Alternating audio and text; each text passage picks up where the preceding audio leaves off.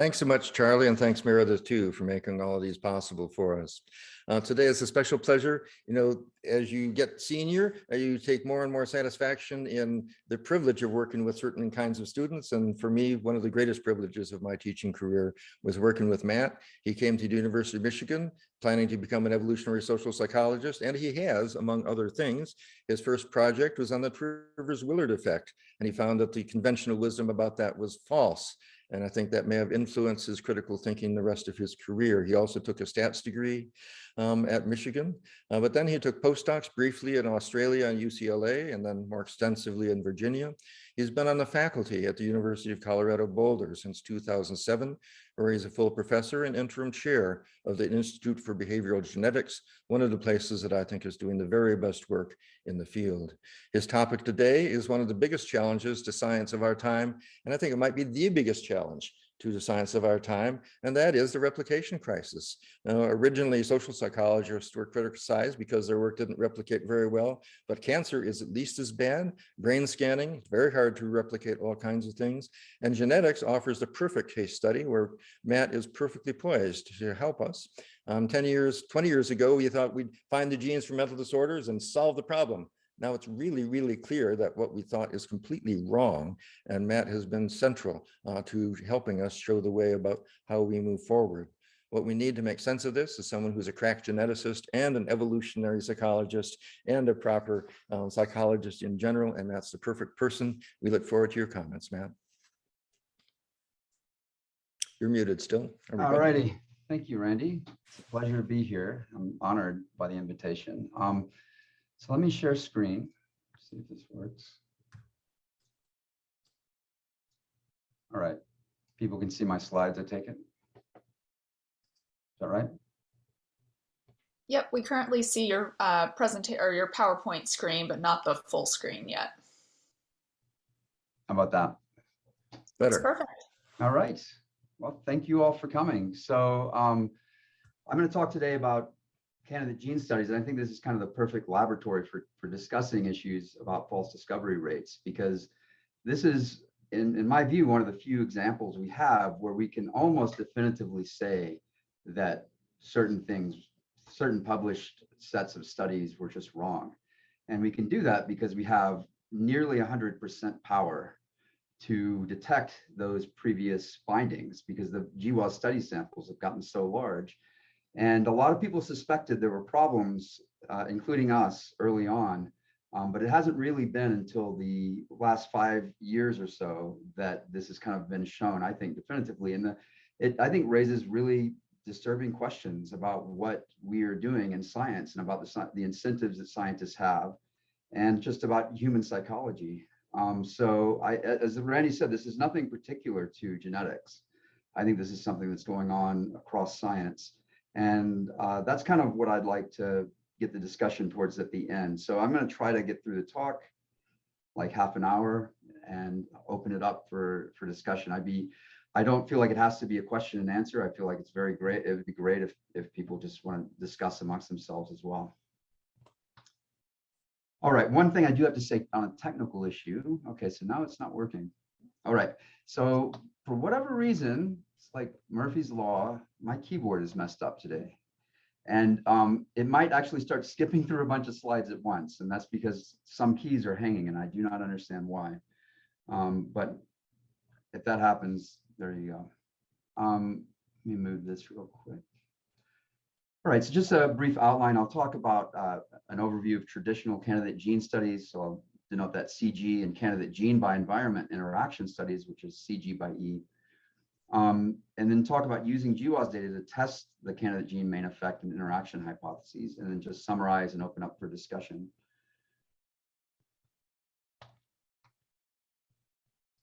All right, I think I'm going to have to use my mouse because my keyboard is not working. All right, so just a brief history. From starting in the 60s, it was pretty obvious that almost all traits were heritable, including things like how much TV you watch.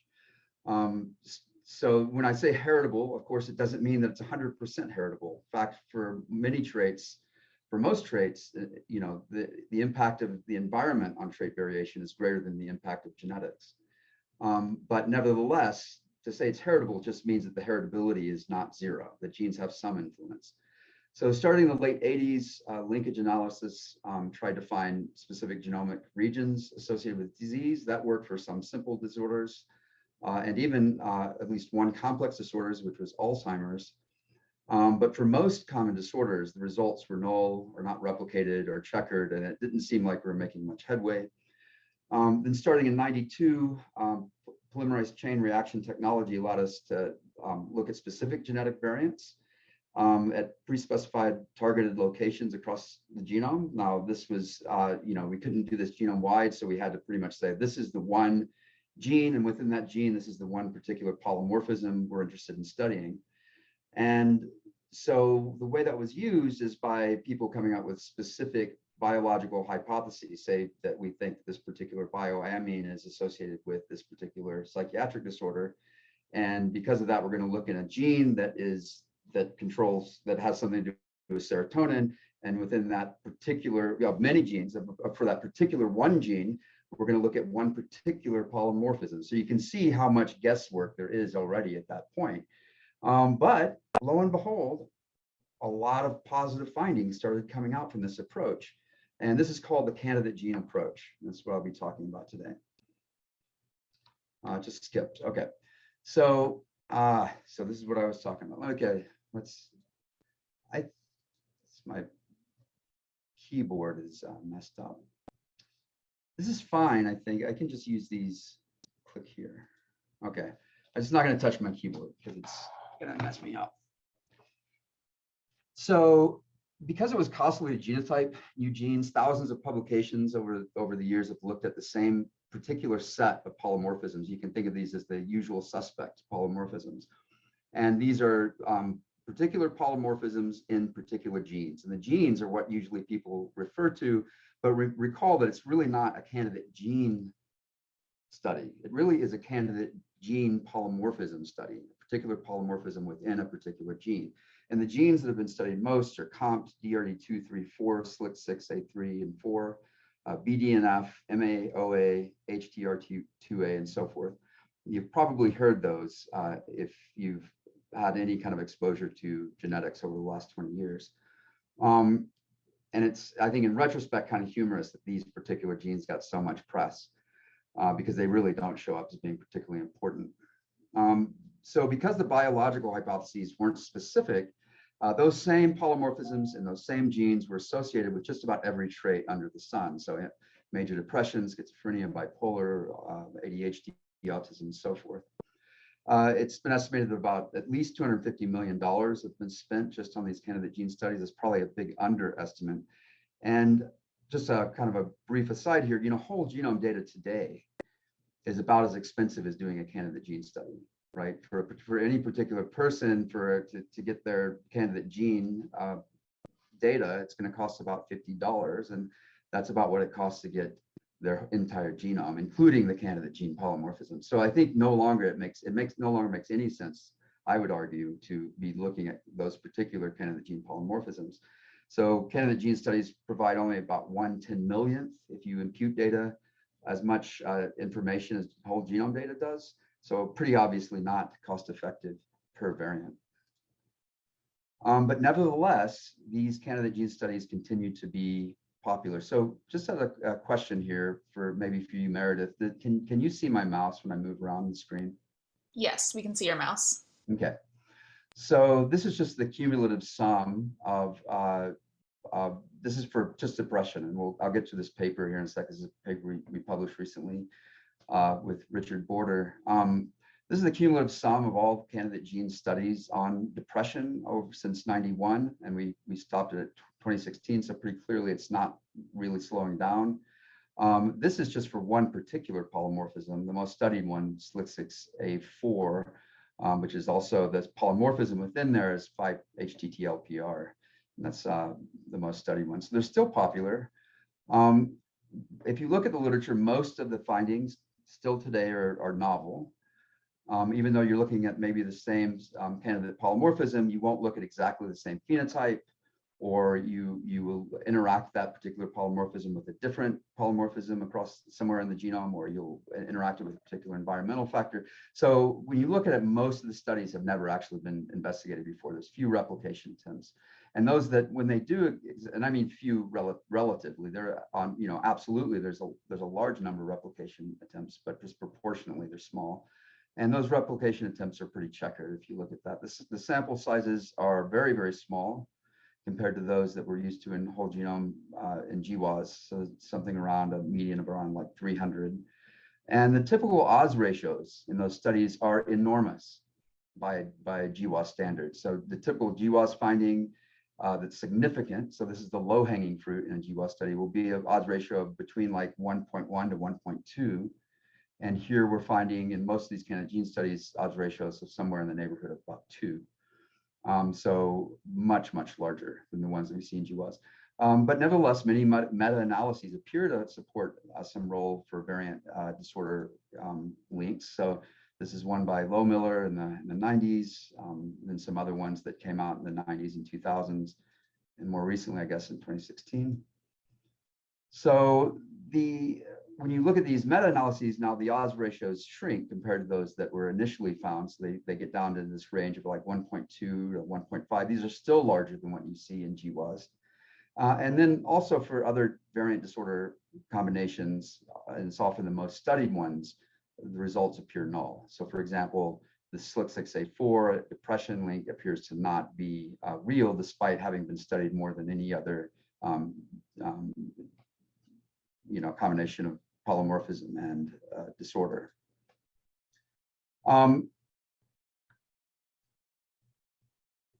Starting in 2003, there was a series of high-profile articles that captured the imagination of the public and scientific community.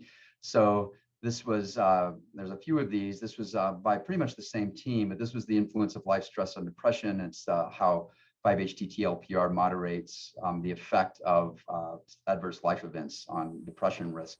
This has, when I looked it up last, 9,999 citations. I'm sure it's over that now because that was a few months ago. And then again, they kind of struck gold. And they found that this was COMT influencing, COMT interacting with maltreatment and influencing violence. And then I struck gold again. No, actually, this is the COMT. I can't remember what the polymorphism here.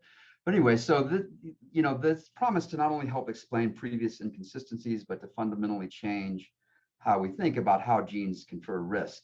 And I think this was very popular for that reason, because it kind of got us away, at least initially, from this idea that genes are destiny. The candidate gene by E meta-analyses were mixed. Some, actually some over here on the right show that there was really no good evidence for it, but some on the left over here argued that there were. In 2011, graduate student Laramie Duncan and I reviewed the candidate gene literature. We just attempted a broad review. A formal meta-analysis wasn't possible because the majority of CG by E studies were novel. And so our question we really came to this with is the pattern of results consistent with robust findings, or on the other hand, with low power publication bias and high false discovery rate? This was done at a time, by the way, when a lot of the community still thought that these findings were robust. Just in brief, what we found that 96%, almost 100%, almost every single candidate gene by environment interaction study that looked at a novel hypothesis was significant, reported significant results. Whereas when you looked at the replication attempts, only 27% of those were. So right off the bat, this discrepancy suggests a high false positive rate. Moreover, within these replication attempts themselves, we found what we think is evidence for publication bias, because the larger the replication was, the less likely it was to be significant, which is exactly opposite of the pattern you expect if the finding is real, and due to power considerations. And instead, what we argued, or I guess here's, I'll get to that in a second. But what we argued is the reason for that is that large replications are likely to be published regardless, whereas the small replications are likely only to be published when they are significant. So both of these suggest a very high false positive rate problem. So our overall interpretation was that due to low power, low prior odds on guessing correctly the variant, p-hacking / phishing through results, and publication bias. These two are different things, right? Most and perhaps the vast majority of discoveries that have been made in this candidate gene by environment interaction research are false. And we also argued there that the meta-analyses in this were probably unreliable. It's a disconcerting thing when you think about it, but the issue here is that if you've got, it's just pretty much the garbage in, garbage out principle.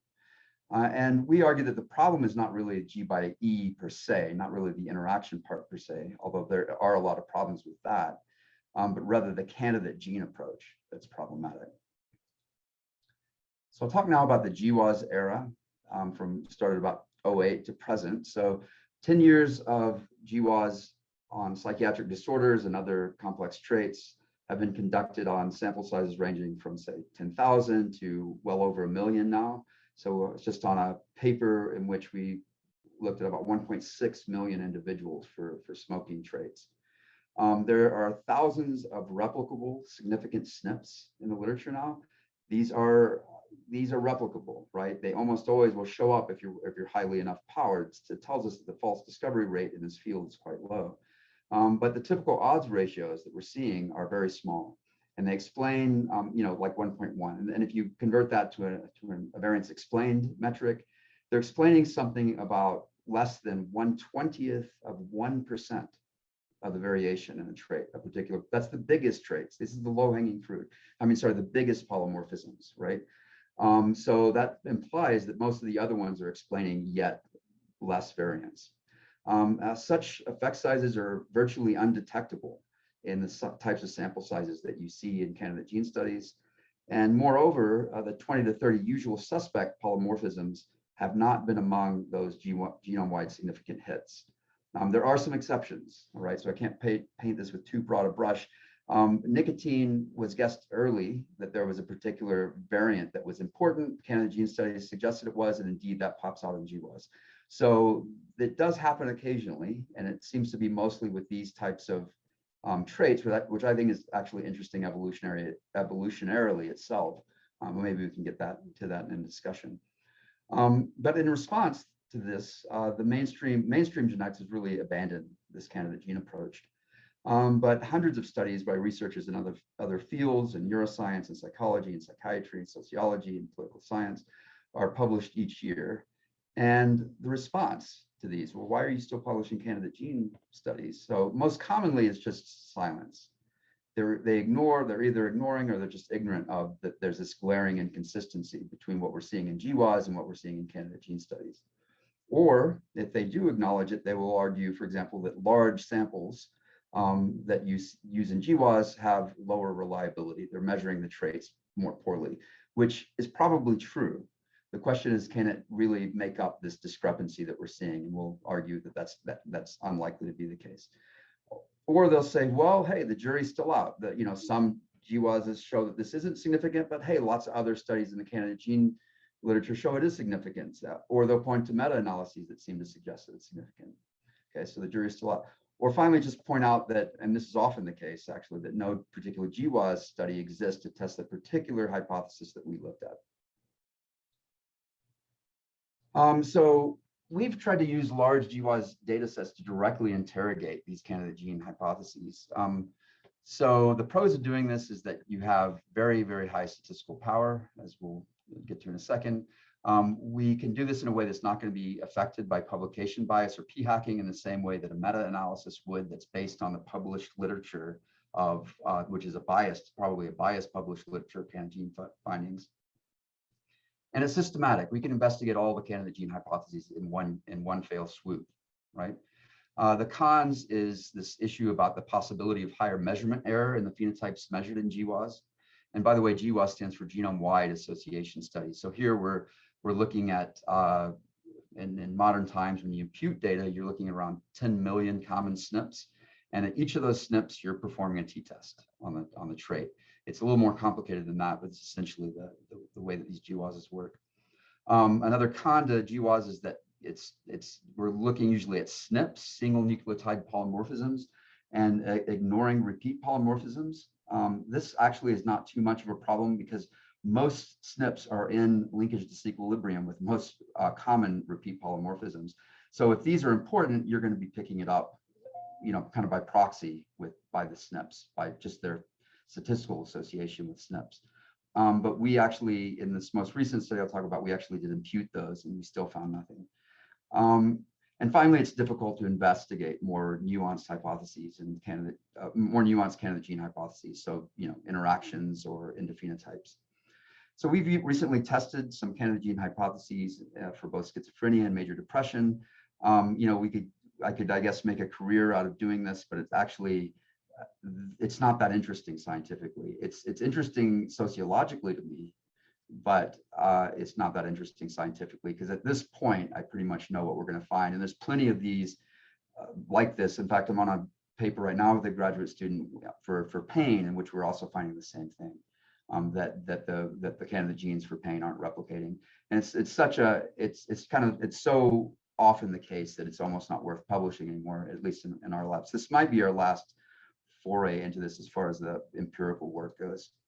So this is a paper by Farrell et al. In 2015 on schizophrenia. They identified the 25 most studied candidate genes polymorphisms for schizophrenia. They used the Psychiatric Genomic Consortium 2 data, which had 34,000 schizophrenia cases, 45,000 controls. Now realize that most candidate gene studies are, about 2 orders of magnitude smaller than this, right?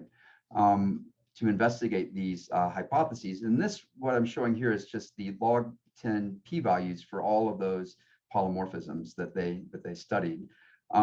This right here is the Bonferroni correction for just those 25 studies. So you see a Bonferroni correction, there's maybe 4 significant ones. This is the genome-wide significance threshold, and you see that there appears to be one significant candidate gene polymorphism that's studied out of these 25. So 21 of 24 of these showed no evidence. Of the 4 with some evidence, the odds ratios were all but undetectable. These are odds ratios of 1.05, 1.05, 1.10. These can't be detected, right? Your power to detect these is almost 0 in the types of sample sizes that were being used to detect them originally. So they basically stumbled on something that was true by chance, but the effect sizes are minuscule. These 4 studies, or I'm sorry, these 4 polymorphisms were among 210,000 other polymorphisms that were at least that significant. So nothing special about these. And it's not that there's 200,000 independently significant hits here, by the way. That's 200,000 total, not corrected for LD, linkage disequilibrium. You correct for LD, these are really not necessarily being driven by these hits. They're probably being driven, they just happen to be statistically associated with things that are actually driving the hit. There's only one genome-wide significant variant, but this is in the MHC region. And right around there's about 6,500 other genome-wide significant hits. So probably this is just a chance event. You choose any couple of polymorphisms in MHC, you're likely to get something significant. But nevertheless, despite all that, there were genome-wide significant hits, a lot of them within about 25 kilobases of these 4 candidate genes. And we were just wondering, well, is that expected by chance or not? So we performed a subsequent study here with Emma Johnson. So although candidate gene polymorphisms performed poorly in that previous study, maybe other variants in those same genes would actually be significant. So perhaps the candidate genes themselves were guessed properly or correctly, but the polymorphisms within them were wrong. Okay, so that's a legitimate possibility. So we investigated this empirically. We took all those 25 candidate genes now, not the polymorphisms from Farrell. We use this software called Magma to derive Z statistics for each gene. So basically what this does is just accumulate the evidence of all the polymorphisms within the gene, and you just then rank the genes. And we're just basically asking whether the 25 Z statistics, we calculated Z statistic per gene, are greater than what would be expected by chance, or if we were just taking groups of 25 genes at random. And the answer to that is that they weren't really. Here's the p-value testing this. This is 25 of those candidate genes against all other genes in the genome. The p-value there is 0.14. The 25 candidate genes against just those associated with height is kind of a negative control, not significant. 25 candidate genes against synaptic genes. This was one that we thought might not be significant. We thought this one would surely be significant. Come on. I mean, these are all kind of the genes that are being selected because they are, they're expressed in brain. They often have to do something to do with bioamines. They should be, I mean, by chance even, but maybe just because they're synaptic genes. So we thought this would probably be negative or null, but we thought this would be, but even that was not significant. So as a set, these are no more related to schizophrenia than genes picked at random. 9 of the 25 were nominally significant, but that happens by chance about a quarter of the time. And even those success stories, so DRD2 was one that does appear to be genome-wide significant for schizophrenia, don't vindicate the prior investigations on DRD2 in the candidate gene literature. So here's the candidate gene polymorphism that's been investigated again and again and again and again in schizophrenia literature. And here's where the actual hits are in GWAS. So people have interpreted this DRD2 being significant in GWAS as vindicating these prior candidate gene studies. I think what it does is it does vindicate DRD2, but it doesn't vindicate the previous studies. Those were wrong. A lot of people suspected there were problems, but we were actually shocked at how null the results were. And I think that suggests that the priors for these schizophrenia candidate gene polymorphisms are about 0. Final study I'll talk about here. So we looked at this basically the same thing as both the Farrell and the Johnson studies, but we now did it with depression instead of schizophrenia. We used the UK Biobank study as a sample size of about 180,000 and the Psychiatric Genomes Consortium sample size of about 443,000.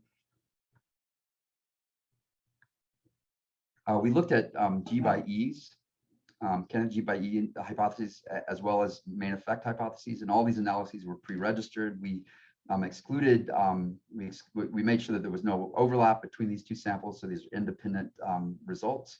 And this is a cool thing that Richard was able to do, and we published a separate paper on this. For the first time, we show that you can, with pretty good reliability, actually impute these repeat polymorphisms using SNP data. And so we just, the motivation there was we didn't want people to say, oh, well, yeah, your conclusion might hold for SNPs, for single nucleotide polymorph, but it's not going to hold for these VNTRs for some reason. But we were able to impute these with high fidelity. So we investigated a total of 4 moderators and 8 outcomes. These are those. I won't go through all these just so you know that we were pretty thorough. So we investigated a total of 8 main effect and 32 interaction G by E models per polymorphism. So that turned out to be a total of 640 tests that we conducted. We only Bonferroni corrected per polymorphism. So we just divided this by the 16 particular polymorphisms that we looked at. So this is an incredibly liberal threshold here. So of those 640 tests, only one of them passed that liberal threshold. And that was the odds ratio there was, virtually, absolutely undetectable in sample sizes of, say, 300, 400, 500. That's typical of candidate gene studies. The odds ratios of, I think it was like 0.98, Yet despite that, right, it's not just like we're measuring garbage here. It's not just like our phenotypes are garbage, because all the moderators, or I should say all the environmental influences that we looked at had relatively enormous effect sizes, right? So the odds ratios are like 1.6, p-value of 2.3 times 10 to the negative 225th power, right? So it's not like the traits that we were measuring were so unreliable that we couldn't see any effects. And I'll mention, by the way, that these moderators, these environmental factors in these candidate gene studies often have as big of effect sizes as the genetic effects, right? So if we're able to find, if we're able to find it with these moderators or these environmental effects, we should also have been able to see it with the genetic effects if those studies were correct. We also used MAGMA to look at the genes themselves rather than just the polymorphisms. We saw no evidence that the genes most studied for depression were any more relevant to depression than genes chosen at random. And then finally, we took to task this hypothesis that we've heard a lot that might help explain our results that people have written to us about, or we've had to write rejoinders to in the literature. And this is that, well, okay, maybe you're not finding it in GWAS, and I've already said this, and that's just because GWAS studies, you're looking at really coarse phenotypes. Denote that C over here. These are like a yes, no of whether you've ever been depressed in your life, a terrible phenotype compared to what we are measuring in our candidate gene study, which is like, a psychiatric interview and then based on expert opinion or something like that. So we call that the deep phenotype here. And so we investigated this analytically and with simulation. So we're going to call the correlation between the genotype and the deep phenotype rho GD. This is the effect size in the candidate gene studies. We call the association between the, well, let's do this one first, between the genotype and the coarse phenotype. This is the effect size that you might see in a GWAS, rho GC. And we'll call the association between the deep phenotype and the coarse phenotype, depression, measured by a psychiatrist, and depression by a really bad, yes, no questionnaire. We'll denote that effect size rho DC. Okay, and this is all that we need really to investigate this question. So we first defined a statistic that we call p criterion, which is just the probability that we detect an effect on the deep phenotype. So in other words, the kind of the gene study is correct, and we miss the effect in the coarse phenotype. In other words, that the GWAS study failed to find it. So what's the probability that both of those are happening? That we detect it with the candidate gene study, but fail to find it in the GWAS studies. This is what we call p criterion.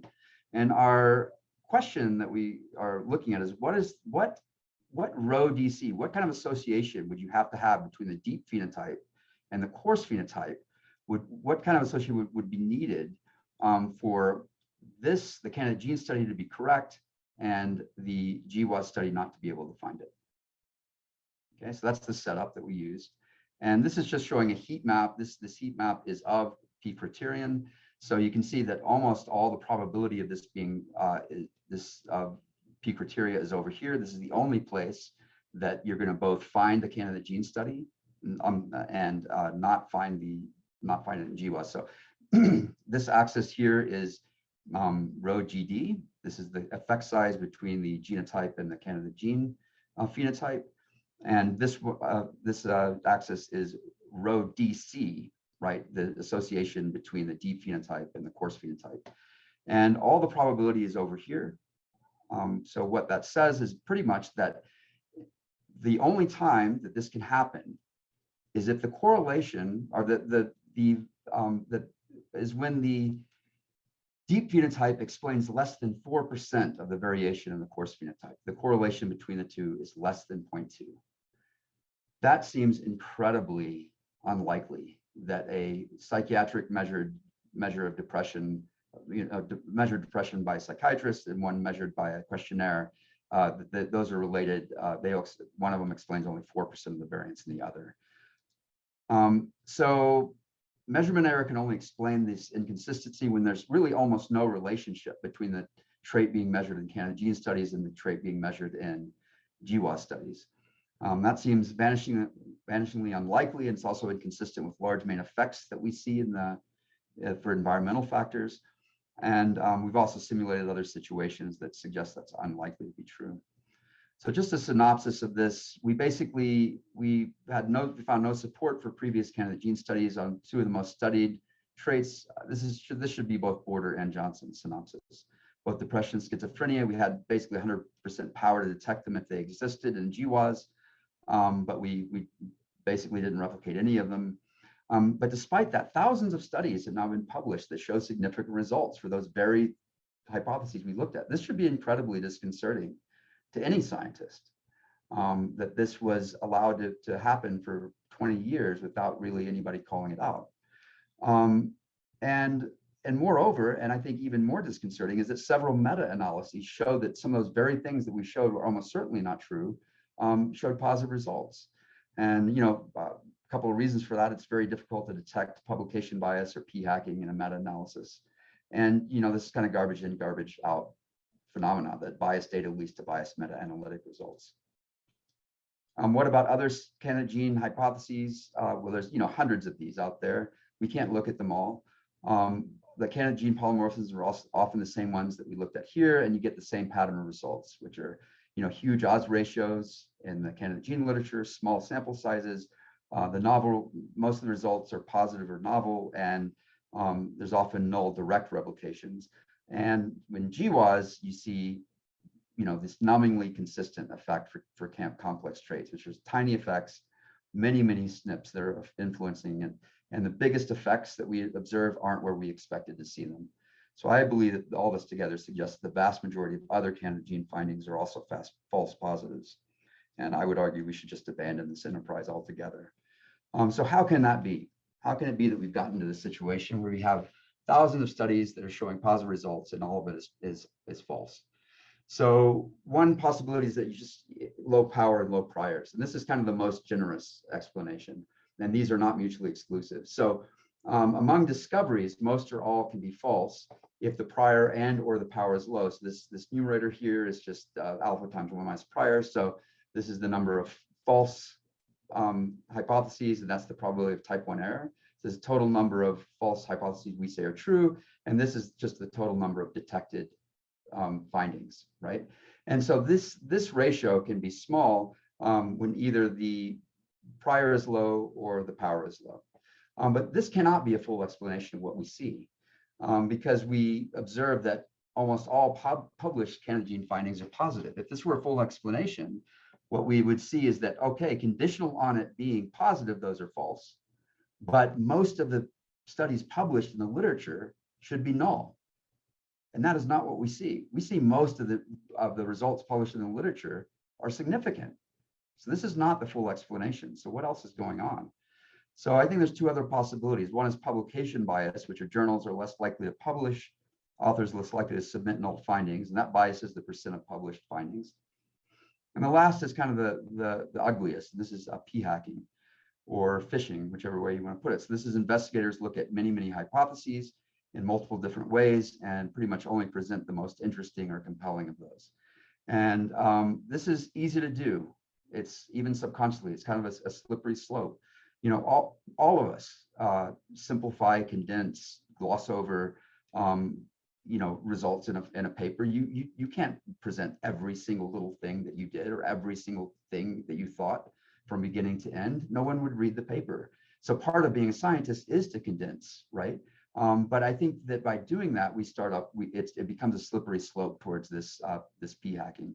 And where that balance is can be tough to figure out. So the future in genetics, I think, GWAS has been remarkably successful. I'm actually really proud to be in this field, because I think we've come upon agreed upon standards. There's a real sense of there's a culture of skepticism. We have stringent multiple comparison corrections, and I would also say that there's a real culture of sharing our data, which is crucial, I think, to combating this problem. If you're working on a consortium data, you're not going to want to fish around too much because your colleague over at another university is look at the data and say, look, we did it this way, and we're not seeing any results that are consistent with what you're showing. And because of this, I think the false discovery rate in GWAS is extremely low. But there are problems on the horizon in genetics. There's methodological issues upon which there's no agreed upon standards for interactions, for pathway analyses, for gene expression analyses, for polygenic risk score analyses, and so forth and so on. So I just wanted to I'm almost done. I just wanted to end here with some general factors that increase the false discovery rate. So what are those factors? So this is a list come up with Ioannidis in a very influential study or paper that he published in 2005. It's been published, been cited over 10,000 times. So what factors does he argue increase the FDR? So smaller samples, smaller effect sizes, whenever there's more novel findings in a literature compared to replication studies, when there's greater flexibility in designs or in definitions or in outcomes, when the investigator has a lot of flexibility, this is just because this is probably the main factor that allows people to p-hack, right? And this is exactly what we, I think, in GWAS have disallowed by saying this is the way you have to do it. And when there's greater incentive and prejudice to find results consistent with a particular theory or hypothesis. And he also argues that hotter fields with more I should have said more scientists. I just wrote this right before this talk. Just because you've got more shots on goal, essentially. And obviously Candidate gene studies suffer from all of these, but I would argue also that evolutionary approaches, evolutionary psychology, evolutionary medicine suffers from many of these same issues. I'm not saying that the false discovery rate is high, certainly not as high in Candidate gene literature, but I would argue it's certainly not zero, and something that I would argue that people in this room should be concerned about. In particular, this is, I think, an issue. And I did a lot of work in evolutionary psychology, and pretty much the way it works is that you come up with a particular theory or hypothesis based on some kind of evolutionary theory. You kind of convince yourself that this has to be right, and then you go look in the data. And that is just a recipe for doing the science incorrectly, I would argue.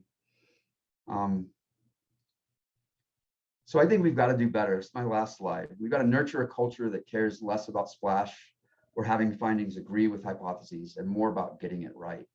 I think we've got to disclose all the analyses done, and at least in a supplement. This is something that's done a lot in genetics papers now. The supplements can be 80 pages. Here's everything we did under the sun, just so we're, in case you want to know. I think we need to pre-register our hypotheses. We should be directly replicating. I think we need to, scientists and journal editors need to be caring more about direct replications than splashy novel findings. We need to agree upon analytic standards, and we need to increase power, collaborate, and share data. So what do we learn from 25 years of candidate gene studies? I think an important lesson, that's we in all scientific fields need to remain vigilant, and those who forget the past are doomed to repeat it. So this is just my lab who helped me in some of this work, and I'd like to open up for discussion. So I'll just stop sharing. So Matt, thank you so much. And for everybody, I think we're at a seminal moment for our field. And this is a cautionary tale for evolution of medicine. And I think paying close attention to it and figuring out how we as a field can avoid going down this sad road will be crucial. Good news, the ISIMP 2022 is on for Lisbon. The hosting committee and the program committee are getting things ready. Registration may open up as soon as next week. I hope we can have papers presented about this, and I would love to see papers on this topic in the journal. Cynthia, I'm sure, would agree with that. We're going to first call on anyone who raises their hand. I don't see hands raised at all. And Meredith is going to help me by calling on some questions from the chat. Yeah, but so Good. before we dive in, there are a ton of great questions in the chat. The best way to make sure your question gets asked is to raise your hand. So we tend to prioritize those. So go ahead, Randy. And I'm looking for raised hands. I don't see any. So those are my... We have two raised hands at the moment. So I think the first raised hand will go to you, Neil Greenspan. Okay.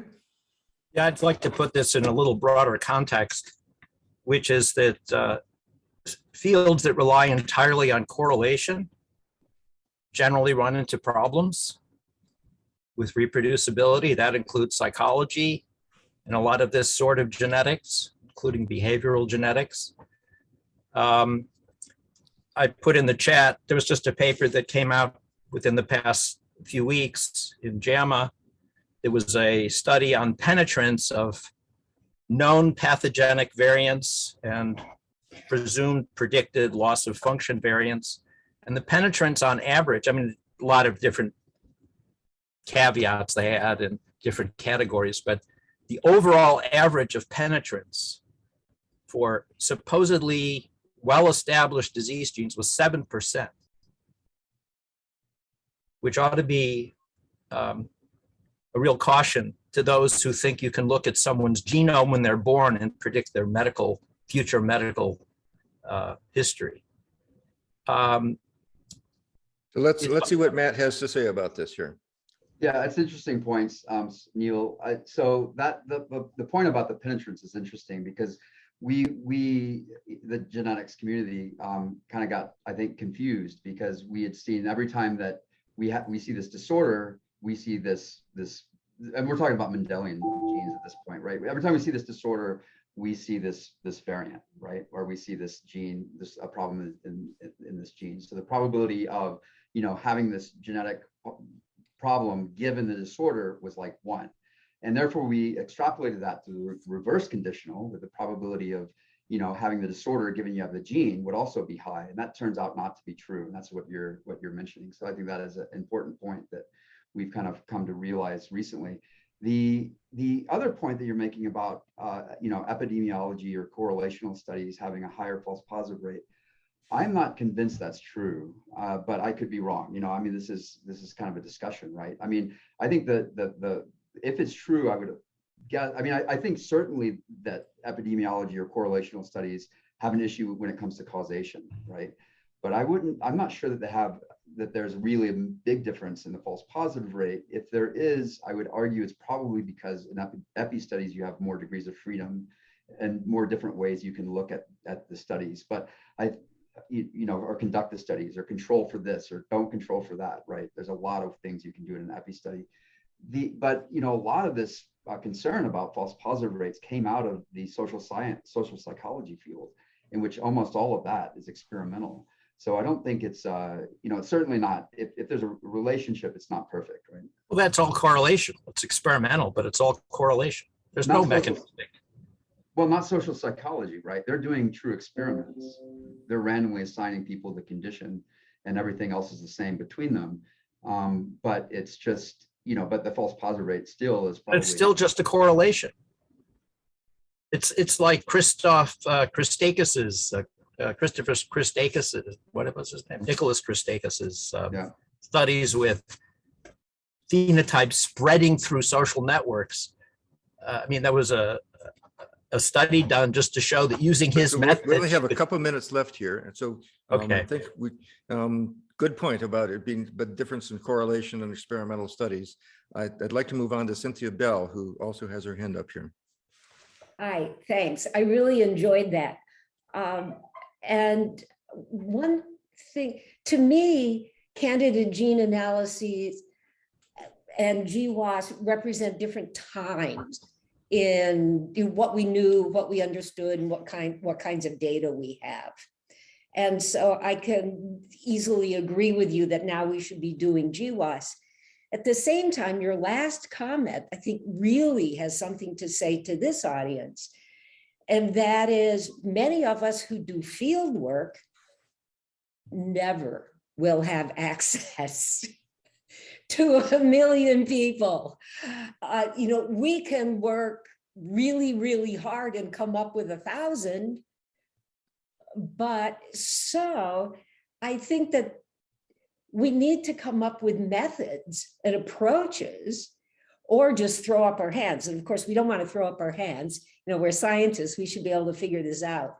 So I'd be curious about some of your thoughts. I think those are great points, Cynthia. I think and I'll be very brief because I'd like to get to other people. And I do apologize, I ran longer than I had thought I was going to. It always happens, right?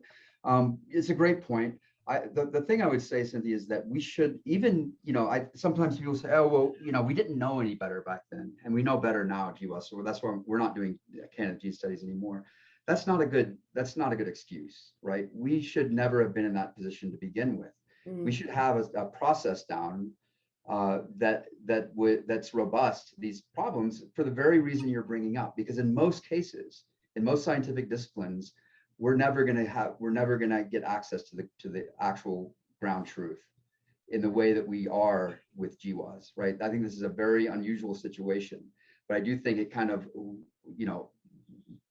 peels back the ugly stuff that's actually going on in a lot of different fields. It's just this one we happen to have the ground truth, in most others we don't. And so I think we need to come up with ways of doing science that are in which this isn't going to happen.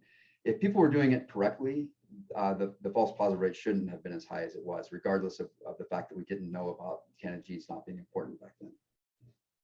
Well, let's ask Meredith to pick one of the questions from the chat there. So we have another raised hand from Brandon Ogbunu, so we can go to Brandon next. Okay. Thank you, Meredith. So just relatedly, I think this is on the topic and the theme of what we've been discussing. Related, my question is, you have this problem. When you have a problem like replicability, that's a problem across paradigms. It's a problem in 1 field, 2 fields, 3 fields, 4 fields. right? Is your then gut feeling that it is the same? It's really a research question, right? Or is it your feeling that it is the same problem that underlies all of these different paradigms, or are they defined by different fundamental kind of, it's like a variance decomposition problem. What proportion of the problem here is poor design? What proportion of the problem is publication bias? In PopGen, QuantGen, I think we just, for example, my thing is I think the underlying assumption about the way the biology works is just wrong. I think that's what we're beginning to learn with a lot of new models on the table. So I kind of wanted to hear you reflect on that briefly. Yeah, it's a great question. I think, geez, I don't even know where to start. I mean, I'll say something that's not going to be popular here, and I'm not sure that I'm convinced this is right either. But I think part of the problem was that the Canada gene findings were so theory driven. And I mean, people had pet theories about how things worked and what caused psychiatric disorders, and therefore this gene had to be associated. It just made perfect sense. And well, what other kinds of fields are theory driven? Well, evolutionary fields are too. This is not bashing evolutionary theory in any way, shape, or form, right? Theory is crucially important in science, and evolutionary theory is obviously correct. But I think it just is, it's, to me, it's like, hey, we need to be cautious because this is the kind of scenario where you can have this type of problem arise. I think there's a lot of other answers I could give to your question. I thought that was one that was relevant here. Fantastic, thank you. Mm-hmm. Virginia, you're next. Please unmute yourself. Thank you. I found your talk fantastic, and as a biological anthropologist, the one thing that I feel should be added explicitly, although I think it's implicit in everything you said, is that we live in a culture in which biological determinism is a very, very important idea. And so we're all affected by that.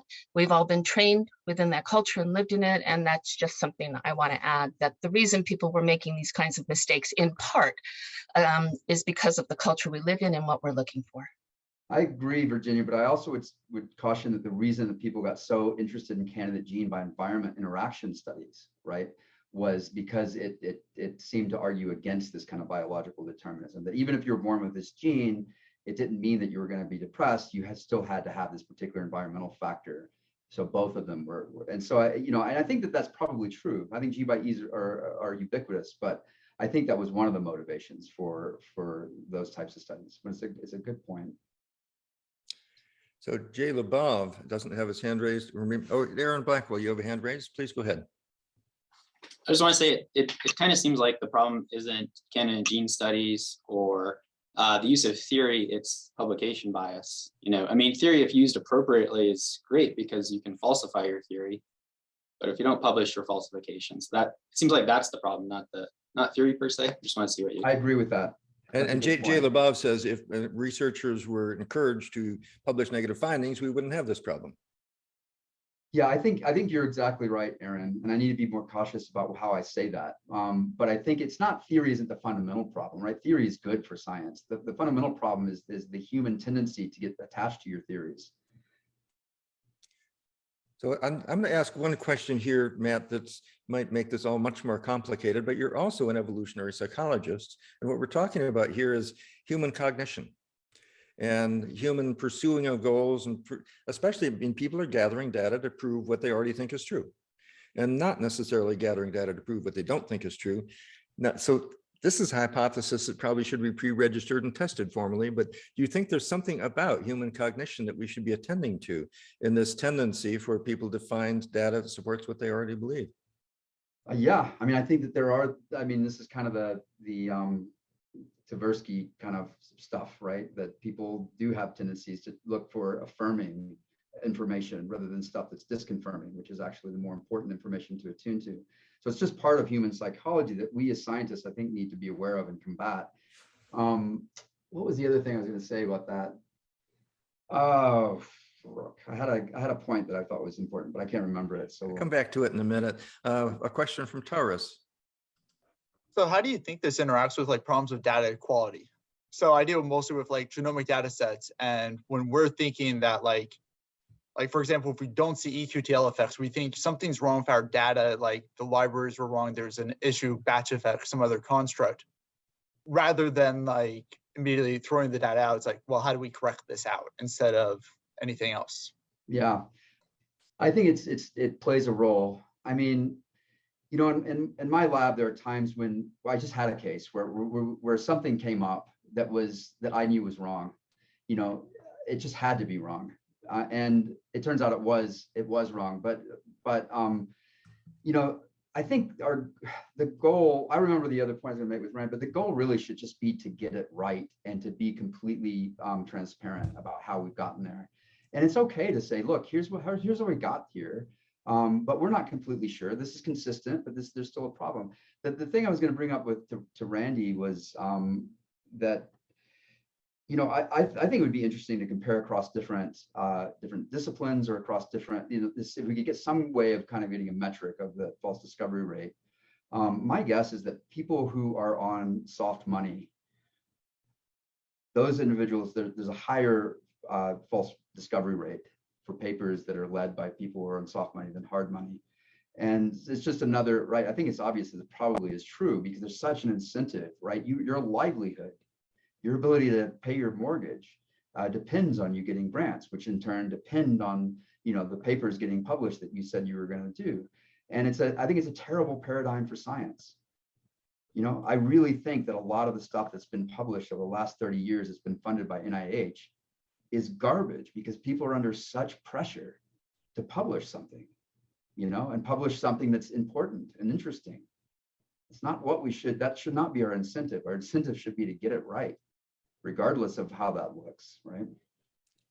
And I hope everyone will appreciate your attempts to help us all, Matt, instead of attacking you too much for challenging established wisdom and people getting grants to pay their mortgage and all the rest. We've come to the end of our time. Thank you, everyone. I'd love to hear another time, Matt, more about the implications of all of this for what does it mean for a mental disorder to be inherited. That's a whole nother topic that's fascinating. But for right now, you've offered us a wonderful opportunity to reconsider how we do science more generally and why we make mistakes of this systematic sort. Thank you so much, Matt, and everyone. When is the next one, Meredith? I'll toss it over to Charlie. I think he has his screen ready to share. I'm going to try to share it. I don't know if this is going to work or not. Yeah, I can't share it. It's something to do with my computer. I can share it. No worries. Yeah, sorry. So our schedule, here's our website. This is the great talk that we just heard. Our next talk is going to be in 2 weeks on February 24th, and that's with William Parker and DeWitt Wolde on evolutionary medicine and how that helps us understand regional difference in pandemic dynamics and talking about immunity and symbioses and COVIDs. That should be a really great talk. And then we do have the rest of our schedule up on the website as well. Not full talk details, but at least speakers. So do check out our website. And we really hope that you can join us in a couple weeks for the next Club EvMed. We'll see everyone next time. Thank you very much. Thanks, everybody. Bye-bye.